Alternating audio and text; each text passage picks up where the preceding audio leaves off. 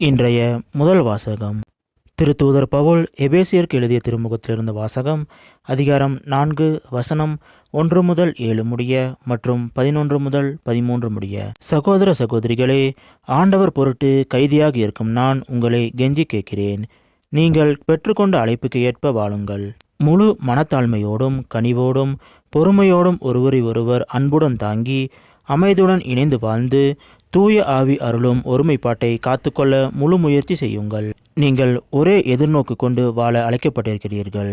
ஒரே எதிர்நோக்கு இருப்பது போல உடலும் ஒன்றே, தூய ஆவியும் ஒன்றே. அவ்வாறே ஆண்டவர் ஒருவரே, நாம் கொண்டுள்ள நம்பிக்கையும் ஒன்றே, திருமுழுக்கு ஒன்றே.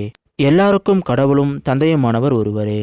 அவர் எல்லாருக்கும் மேலானவர், எல்லார் மூலமாகவும் செயல்படுபவர், எல்லாருக்குள்ளும் இருப்பவர். கிறிஸ்து கொடுக்க விரும்பும் அளவுக்கேற்ப நம் ஒவ்வொருவருக்கும் அருள் அளிக்கப்பட்டுள்ளது.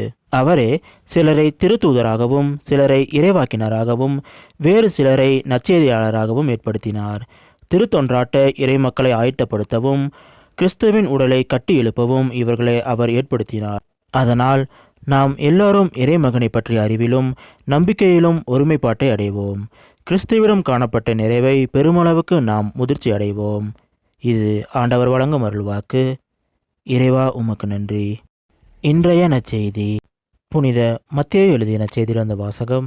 அதிகாரம் 9 வசனம் 9 முதல் 13 முடிய. அக்காலத்தில் மத்தேயு என்பவர் சுங்கசாவடியில் அமர்ந்திருந்ததை இயேசு கண்டார்.